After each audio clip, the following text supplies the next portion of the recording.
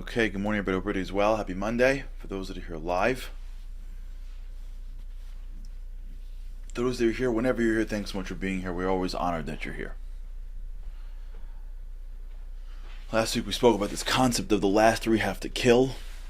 What that means, it's really a perspective more than anything else, right? Really what it is it's a way of life. You're just looking for different things.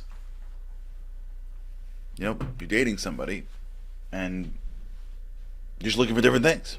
Like, you're nice, he's nice, she's nice. But they're just looking for different things. Right? Their lives are in two different directions. People like this? You see this sometimes in siblings. You go to a family and you see like two siblings. They live in the same house. They're looking for totally different things. Their lives are heading in totally different directions. And they could be standing next to each other. And they could be living on the same roof, and their rooms could be next to each other. Really. And you talk to them. And they're looking for entirely different things in life. And so you kind of know that if I just hit fast forward for a decade, they're going to be in two entirely different places on the planet. Because sometimes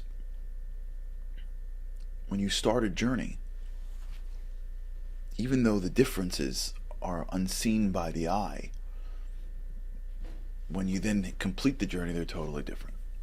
The 15, 20, 30 degrees that the plane faces when it leaves New York City is really undetectable in JFK, but when you get to the West Coast, it could be the difference between Seattle and California. So the difference between a person who looks at the world and says, deep down, I just want to win, or I just want to be comfortable. I want the path of least resistance. I want everyone to always like me. It's a big deal that we all have, at least most of us have. The desire for everybody to always like me. I want it to be easy. And whenever something becomes hard, I am incentivized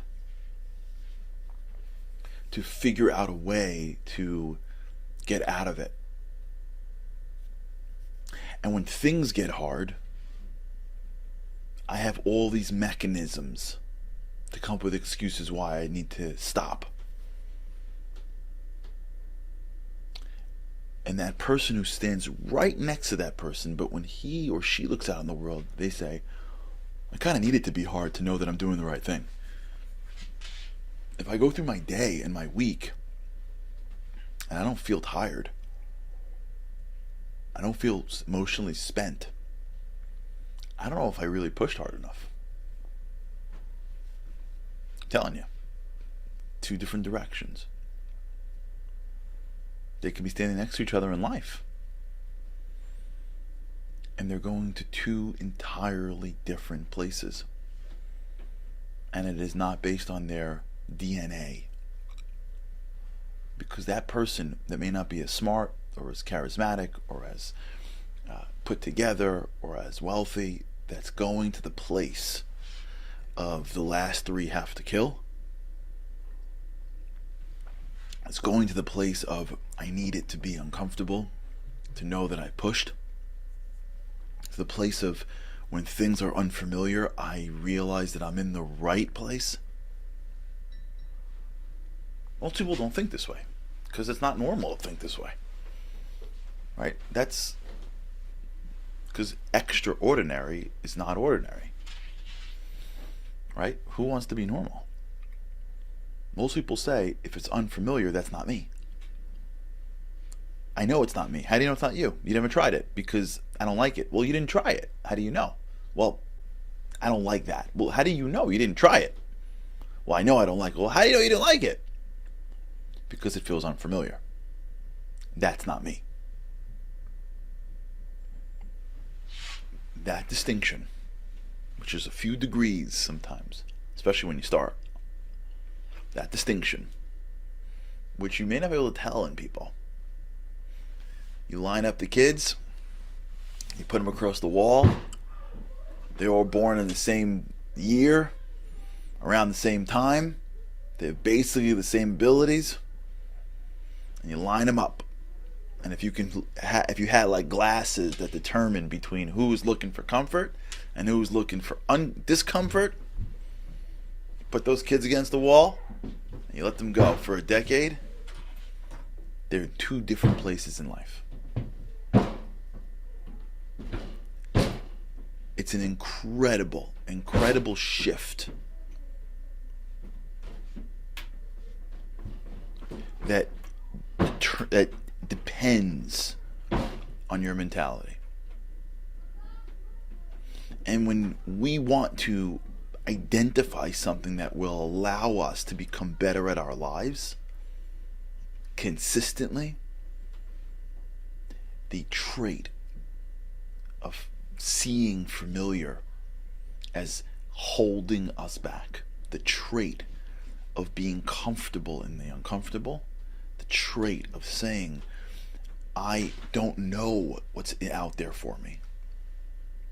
It is the black space that I need to go into, because it's in that world that all future potential is born. That feeling of I need to push myself because I don't know how deep I go. And unless I'm pushing myself, I'll never know what I can be. That's the mentality that drives each of us to our own personal greatness. And I believe this in my core. I wouldn't be talking about it for these many days. But I believe in my core that the reason why we spend so much of our lives looking over to somebody else and wanting what they have, being envious or jealous, is because we do not spend enough effort in our lives. Now, I don't mean we're not working hard. We're working hard. I mean, we do not have the mentality of I have something incredible inside me, and it is the challenges and the uncomfortability and the unfamiliar that is my playground to bring it out. And because I don't spend enough time there, I have this sense that there's more in me that I can't tap into. And I'm sensing it, but I don't know how to get there. Right? Unless I spend time in the unfamiliar, unless I go to the black space, unless I look out in my life and go, well, what new's happening? Unless I am putting myself in positions of vulnerability, unless I'm doing things that are difficult, unless I am out of my zone, my comfort zone consistently, what happens is I sense that I have something. I don't know how to access it. But I know it's there, but I don't know how to access it. But I know it's there. I know there's more. I know I have more, but I don't know how to access it. I don't know that being uncomfortable is okay. I don't know that being unfamiliar is okay. I don't know these things. I was taught and trained. I'm a Western kid. I was taught and trained that the goal is more comfort. That's why I'll spend more money on the airplane, because what they promise me is more comfort. That's what I'm looking for. Even the way we say retiring, we say, I want to one day, when I get older, be more comfortable. I'm working now so that I can be comfortable. It is the dream. The whole concept of retiring, which some of the greatest people never do. Doesn't mean you don't change what you do for a day. There's a lot of people that were doing one job and they're doing something else. But they're busy. They're working. They're doing something. They're playing with their grandkids. They're active. They didn't retire from life. The concept at the end, or as you get older, you stop. It's a Western mentality. Even Shabbat, which is really a day of soul, of searching into your core for who you are, of deepening yourself, of deepening your relationships between your family, between yourself, between God. Even Shabbat, which was created to be a day of soul, we made a day of rest. Because we tell ourselves that the creator of humanity rested. Because we love that. We love getting to the end, and now we get to rest. Because we love resting. That one perspective. Now, when you get into that space, and when you buy that rhetoric, when you believe in your core that it is the comfort that I seek, that I want my relationships to be easy, that I want my life to be easy,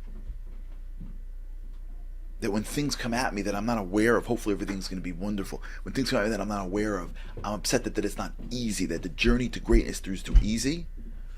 What happens is we live our lives and we don't know how to extract the greatness from within us. Because greatness comes out when I push myself. We don't know how to extract it. We know it's there, but we don't know how to extract it because we bought the bag of goods called "it should be easy." No, really, it should be easy. Making money? Oh, come on. You're working? It's easy.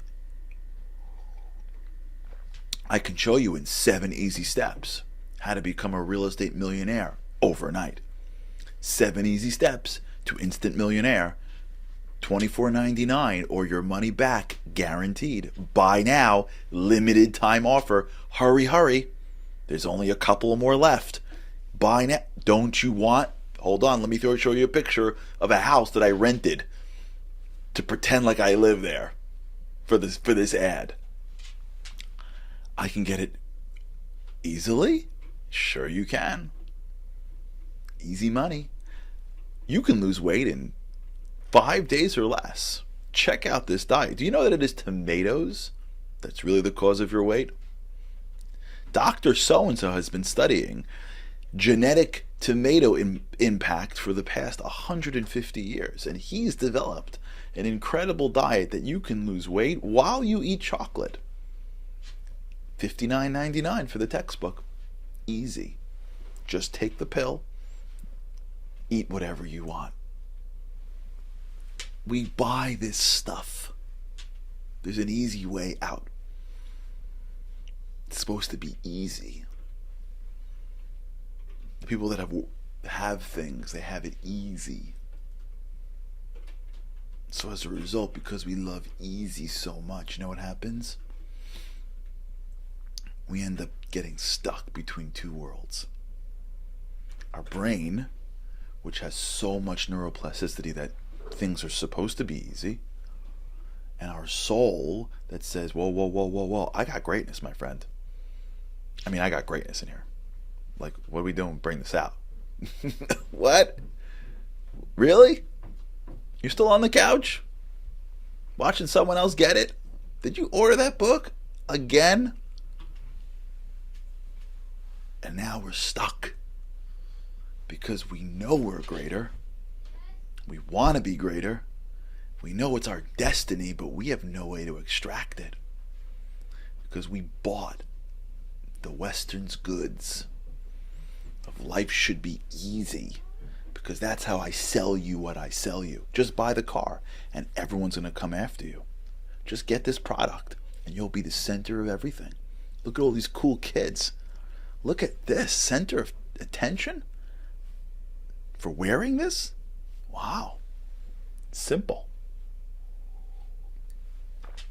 Back in the old days, when the tobacco companies were still hiding the fact that cigarette smoke can kill you, they had something called the Marlboro Man. Remember that guy? If you remember that guy on billboards, we're dating ourselves. You know why they had him up there? Because he was cool. You know, I want to smoke because I want to be cool. Easy, man. $4.99 pack of Marlboros, and you'll be cool. That's simple. It's easy.